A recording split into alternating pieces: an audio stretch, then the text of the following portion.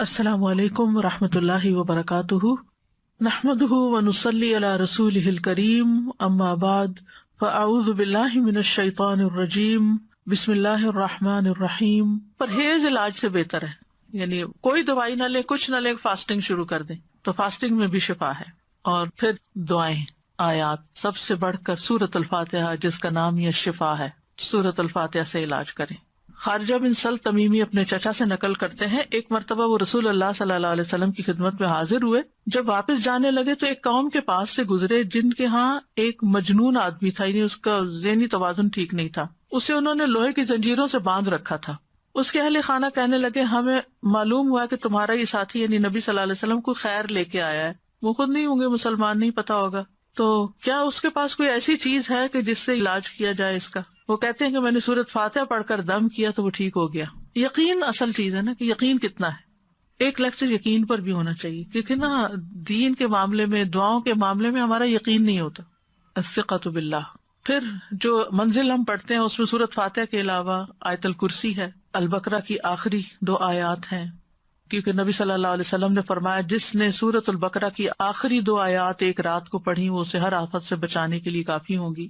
اور آیت الکرسی کا تو فائدہ آپ کو معلوم ہی ہے۔ پھر معوذات ہیں، قل هو اللہ احد، قل اعوذ برب الفلق، قل اعوذ برب الناس۔ نبی صلی اللہ علیہ وسلم نے فرمایا صبح اور شام 3 بار معوذات کہہ لو تو یہ ہر چیز سے تمہیں کفایت کریں گی۔ پھر یہ دعا جو کل میں نے آپ کو بتائی تھی، انی مسنی الضر وانت ارحم الراحمین۔ اور اگر وسوسے آ رہے ہیں بہت اور بے چینی ہے اور دل پریشان ہے تو انی مسنی الشیطان بنصب وعذاب، یہ شیطان نے مجھے سخت تکلیف اور عذاب میں ڈال رکھا ہے، یعنی وسوسوں اور نیگیٹو تھنکنگ کی وجہ سے۔ حضرت ایوب علیہ السلام کا حال یاد کر کے اور پھر انت ارحم الراحمین بھی کہیں ساتھ۔ اور پھر ایوب علیہ السلام کا انداز جو ہے نا دعا کا، وہ بڑا خوبصورت ہے، وانت ارحم الراحمین، اور اپنے حال کا ذکر کیا کہ اللہ میں تکلیف میں ہوں، آپ جانتے ہیں۔ تو ہم اس طرح بھی دعائیں کر سکتے ہیں، یا اللہ آپ نے ایوب علیہ السلام کو صحت دی تھی، یا اللہ آپ نے زکریا علیہ السلام کو بیٹا دیا تھا، یا اللہ آپ نے یوسف علیہ السلام کو لوٹا دیا تھا، یا اللہ آپ نے موسیٰ علیہ السلام کی حفاظت کی تھی، یا اللہ آپ میری یہ تکلیف دور کر دیں۔ وہ سورۃ الانبیاء میں وہ اتنی خوبصورت دعائیں پڑھتے ہیں تو دل پگھلتا ہے، سارے انبیاء کی جو دعائیں قبول ہوتی گئیں ان کا واسطہ دے کر کے اللہ آپ نے ان سب کی دعائیں قبول کی، آپ میری بھی دعا قبول کریں اور میری یہ تکلیف دور کر دیں۔ اور پھر یہ ہے کہ جیسے نیک لوگ اللہ سے اچھا گمان رکھتے تھے، ابراہیم علیہ السلام نے کہا وَإِذَا مَرِضْتُ فَهُوَ يَشْفِينِ، وہ مجھے شفا دیتا ہے جب میں بیمار ہوتا ہوں۔ یہ یقین ہو اور پھر اس طرح شفا مانگے اللہ سے کہ اللہ تعالیٰ آپ کے ہاتھ میں شفا، بیدک الشفا۔ پھر وہ جو مسنون دعائیں گرین کارڈ کی ہیں، امسح البأس رب الناس بیدک الشفا، لا یکشف الکرب الا انت، اے لوگوں کے رب تکلیف دور کر دے، تیرے ہی ہاتھ میں شفا ہے، تیرے سوا اس کو کوئی دور کرنے والا نہیں۔ نبی صلی اللہ علیہ وسلم بیمار پر ان الفاظ کے ساتھ دم کیا کرتے تھے۔ اور پھر ایک اور روایت میں آتا ہے، انس رضی اللہ عنہ کہتے ہیں کہ میں تم پر وہ دعا پڑھ کر کیوں نہ دم کروں جسے رسول اللہ صلی اللہ علیہ وسلم پڑھتے تھے۔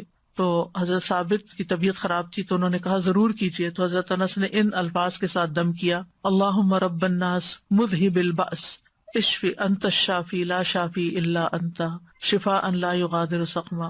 پھر اسی طرح یہ ہے کہ اگر کوئی جل جائے تو اس کا علاج نبی صلی اللہ علیہ وسلم نے کس طرح کیا۔ ایک خاتون کہتی ہیں کہ میں حبشہ سے واپس آ رہی تھی، مدینہ سے کچھ فاصلے پر تھی، تو کھانا پکانا شروع کیا، لکڑیاں ختم ہوئی تو لکڑیوں کی تلاش میں نکلی تو بچے نے ہانڈی اپنے اوپر گرا لی اور وہ بازو پہ گر گئی اور وہ جل گیا۔ تو وہ پھر لے کے نبی صلی اللہ علیہ وسلم کی خدمت میں حاضر ہوئی، کہا اللہ کے رسول صلی اللہ علیہ وسلم، میرے ماں باپ آپ پہ قربان، یہ محمد بن حاتم ہیں اور ان کے ساتھ یہ ہوا ہے۔ تو آپ نے اپنا لعاب دہن ڈالا اور سر پہ ہاتھ پھیرا اور برکت کی دعا کی، اور اس جلی ہوئی جگہ پر لعاب دہن ڈالتے جاتے تھے اور ساتھ یہ دعا پڑھتے تھے، اذہب البأس رب الناس واشفی انت الشافی لا شفاء الا شفاؤک اشفی شفاء لا یغادر سقما۔ اور پچھلے دنوں ایک پوسٹ آپ نے بھی شاید دیکھی ہو جس میں وہ کوئی حکیم یا طبیب ایسی ریکمینڈ کرتا ہے کہ اگر کوئی شخص صبح کے وقت اپنا پہلا لعاب اپنی آنکھوں کے اندر لگاتا ہے تو اس کی آنکھوں کی بینائی تیز ہو جاتی ہے اور بیماریاں دور ہوتے ہیں۔ بہرحال لعاب کے اندر بھی اللہ نے شفا رکھی ہے. اور پھر اسی طرح خود کو تکلیف ہو، اور یہ تو میں نے بہت دفعہ آزمایا ہے کہ درد کی جگہ پر ہاتھ رکھ کے انسان 3 دفعہ بسم اللہ پڑھے اور 7 دفعہ اعوذ بعزت اللہ وقدرتی من شر ما اجد واحاذر. بہت ہی خوبصورت دعا ہے اور بہت جلد تکلیف دور ہوتی ہے. خاص طور پہ اگر گھٹنوں وغیرہ میں تکلیف ہے تو آپ ان کو کلونجی کے آئل سے رب بھی کرتے جائیں اور یہ دعا پڑھتے جائیں تو انشاءاللہ ٹھیک ہو جائیں گے. پھر اسی طرح اگر کہیں پھوڑا پھنسی ہے چھوٹا موٹا تو اس پر نبی صلی اللہ علیہ وسلم یہ دعا پڑھتے تھے، بسم اللہ تربت اردنا بریقت عبادنا لیشفی بہ سقیمنا باذن ربنا. اللہ کے نام کے ساتھ ہماری زمین کی مٹی، یعنی جس زمین پہ انسان رہتا ہے وہیں کی مٹی لے سکتا ہے اگر مدینہ کی مٹی نہ ہو، ہمارے رب کے حکم سے ہم میں سے بعض کے لعاب کے ساتھ ہمارے بیمار کو شفا دی جائے.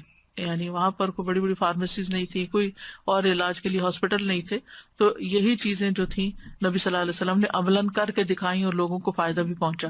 تو نبی صلی اللہ علیہ وسلم کسی کے جسم پر کوئی پھوڑا، کوئی زخم، کوئی تکلیف ہوتی تو لعاب کے ساتھ مٹی لگا کے اس جگہ پر لگا دیتے تھے. اور راکھ کا لگانا جو ہے، آپ صلی اللہ علیہ وسلم کو جب جنگ احد میں آپ کو تکلیف پہنچی تھی تو حضرت فاطمہ نے چٹائی جلا کے اس کی راکھ جو تھی وہ وہاں لگا کے تو پٹی کی تھی، تو اس میں بھی اللہ تعالیٰ نے شفا رکھی ہے.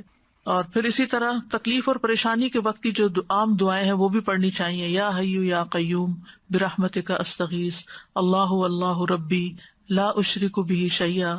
پھر اسی طرح لا الہ الا انت سبحانک انی کنت من الظالمین.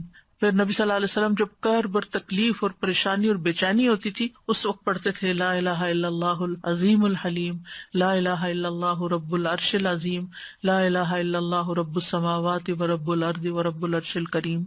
یعنی عرش سب سے بڑی چیز ہے نا مخلوقات میں سے، تو اس کے رب کا واسطہ دے کر پھر دعا کرتے تھے. پھر اسی طرح عافیت کی دعائیں بھی مانگنی چاہیے کہ اللہ تعالیٰ بیماریوں سے محفوظ رکھ، خاص طور پر جب کوئی وبا وغیرہ پھیلی ہو یا آپ کسی بیمار کو دیکھیں یا ہاسپٹل میں جائیں یا کسی کی تیمارداری کرنے جائیں. ویسے بھی صبح شام 3 دفعہ اللہم عافنی فی بدنی، اللہم عافنی فی سمعی، اللہم عافنی فی بصری، لا الہ الا انت. پھر اللہم انی اعوذ بک من زوال نعمتک وتحول عافیتک وفجاءۃ نقمتک وجمیع سخطک. اے اللہ بے شک میں تیری پناہ لیتا ہوں اس بات سے کہ تیری دی ہوئی کوئی نعمت مجھ سے چھن جائے اور تیری دی ہوئی عافیت پلٹ جائے اور کوئی ناگہانی عذاب آ جائے، اور میں تیری تمام ناراضگیوں سے تیری پناہ لیتا ہوں. اور پھر اللہم انی اعوذ بک من جہد البلاء ودرک الشقاء وسوء القضاء وشماتۃ الاعداء. اے اللہ بے شک میں تیری پناہ مانگتا ہوں سخت مصیبت، بدبختی لاحق ہونے، بری تقدیر اور دشمنوں کے خوش ہونے سے. پھر اسی طرح اللہم انی اعوذ بک من السمم والبکم والجنون والجذام والبرص وسیء الاسقام. اے اللہ بے شک میں بہرے پن، گنگے پن، پاگل پن، کوڑ، برس اور تمام بری بیماریوں سے تیری پناہ مانگتا ہوں. اور پھر اللہم انی اعوذ بک من الہم والحزن والعجز والکسل والجبن والبخل وغلبۃ الدین وقہر الرجال. اخلاقی بیماریوں سے، روحانی بیماریوں سے نجات. اے اللہ میں تیری پناہ مانگتا ہوں دکھ، غم، عاجزی، سستی، بخل، بزدلی، قرضداری کے بوجھ اور لوگوں کے اپنے اوپر غلبے سے. پھر اعوذ بکلمات اللہ التامات من شر ما خلق، ہر طرح کے شر سے اللہ تو مجھے بچا لے. جہاں بھی انسان جائے، کسی شہر میں جائے، کسی جگہ پر جائے، پلین میں ہو، کہیں پر آپ انٹر ہو، بینک میں، اسکول میں، تو 3 دفعہ اگر آپ یہ پڑھ لیں کوئی چیز آپ کو نقصان نہیں دیتی. کیونکہ انسان کو ڈر ہوتا ہے نا کہ یہ وائرسز ہوں گے، اور خاص طور پر آج کل کے سیناریو میں. پھر اعوذ بکلمات اللہ التامات من کل شیطان وہامۃ ومن کل عین لامۃ. یعنی لوگوں کی گیدرنگ میں جائیں، آپ کو ڈر ہوتا ہے کہ نظر نہ لگ جائے کوئی اور اسی طرح کی چیز. یہ دعا بھی بہت فائدے کی ہے، ویسے بھی پڑھنی چاہیے. اور پھر شیطانی وسوسے سے اگر بہت نیگیٹو تھنکنگ ہو رہی ہو اور بہت برے برے خیالات آ رہے ہوں، کسی کے بارے میں کوئی بات بہت بری ستا رہی ہو، تو اعوذ بکلمات اللہ التامات من غضبہ وعقابہ وشر عبادہ ومن ہمزات الشیاطین وان یحضرون. خاص طور پہ برا خواب آنے کے بعد اگر دل پہ بار بار پریشانی کا خیال آ رہا ہے، بار بار آ رہا ہے، تو اس کو بھی جھٹکنے کے لیے یہ دعا پڑھی جا سکتی، تو اللہ تعالیٰ محفوظ رکھیں گے. بس آخر میں چند موٹی موٹی باتیں کہ اگر آپ کسی بیمار کے پاس جائیں تو کن چیزوں کا خیال رکھیں، کیونکہ مریضوں کی عادت کا حکم دیا گیا ہے، کیونکہ اس سے انسان کو اپنی نعمتیں یاد آتی ہیں اور انسان کو آخرت کی یاد آتی ہے. اور مسلمان کی عادت جو ہے وہ دوسرے مسلمان پر حق ہے، خاص طور پر اگر کوئی قریبی لوگوں میں سے ہو. نبی صلی اللہ علیہ وسلم نے فرمایا جب کوئی شخص اپنے کسی مسلمان بھائی کی عادت کرتا ہے تو وہ جنت کے باغات میں چلتا ہے یہاں تک کہ بیٹھ جائے، اس کے بیٹھنے پر اللہ کی رحمت اسے ڈھانپ لیتی ہے. اگر واقعی عیادت کی نیت سے کسی کے پاس جاتے ہیں اور عبادت کی نیت سے، اور اگر صبح کے وقت جائے تو شام تک 70,000 فرشتے اس کے لیے دعائیں بخشش کرتے ہیں، اور شام کو جائے تو صبح تک، یعنی اتنا بڑا اجر و ثواب ہے۔ اور عیادت نہ کرنے والوں کی مذمت کی گئی ہے۔ اللہ تعالیٰ قیامت کے دن فرمائیں گے کہ میرا فلاں بندہ بیمار تھا، تو نے اس کی عیادت نہیں کی، یعنی تم نے اس کا حال ہی نہیں پوچھا، اگر تو اس کی عیادت کرتا تو مجھے اس کے پاس پاتا۔ عیادت کرتے وقت اسے اجر کی خوشخبری دی جاتی ہے، اور مریض کو دعا دے کر خوش کریں، ہو سکے اس کو دم کر دیں اور دعا کا کارڈ دے دیں، کوئی بھی ایسی چیز اس کو بتائیں کہ یہ بیماری اس کے درجات کی بلندی کا ذریعہ، اچھی باتیں کریں، حوصلہ افزائی کریں، غم گساری کریں۔ اور عیادت کے وقت کی دعاؤں میں لا بأس طہور انشاءاللہ، کوئی بات نہیں، ٹھیک ہو جاؤ گے، سب صاف ہو جائے گا۔ اگر اور دعائیں آپ کو لمبی چوڑی نہیں بھی آتی تو سورۃ فاتحہ تو سب کو آتی ہے، سورۃ فاتحہ پڑھ کے دم کر دیں، معوذات پڑھ کے دم کر دیں، اور پھر اسأل اللہ العظیم رب العرش العظیم ان یشفیک 7 دفعہ پڑھ کے آپ اس پہ دم کر دیں۔ نبی صلی اللہ علیہ وسلم نے فرمایا جو مسلمان کسی بیمار کی عادت کے لیے اس کے پاس آئے جس کی موت کا وقت نہ آیا ہو، اور 7 مرتبہ یہ پڑھے تو اللہ تعالیٰ اس کو شفا عطا کر دیتا ہے۔ تو یہ بیمار کے لیے پڑھنی چاہیے۔ پھر اللہم اشف فلان، اگر دور بیٹھے ہیں تو دور سے دعائیں کر دیں، اور دیگر بھی اذہب البأس اور مذہب البأس، اور یہ ساری دعائیں جو پہلے میں آپ کو بتا چکی ہوں دیگر بیماریوں کے علاج میں، یہ دعائیں گرین کارڈ پہ لکھی ہوئی ہیں، ان سب کا بھی، یعنی اگر آپ کے پاس زبانی یاد نہیں تو دیکھ کے بھی آپ ان کو پڑھ سکتے ہیں۔ اور ساتھ اپنے لیے بھی ایک دعا مانگیں کہ اللہ مجھے اس سے عافیت میں رکھنا، یعنی الحمدللہ الذی عافانی مما ابتلاک بہ وفضلنی علی کثیر ممن خلق تفضیلا۔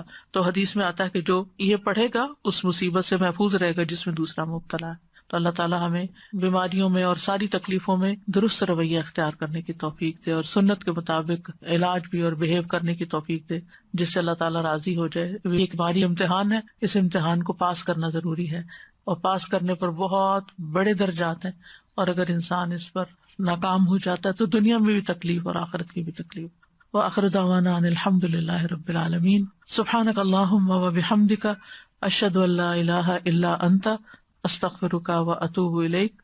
السلام علیکم ورحمۃ اللہ وبرکاتہ۔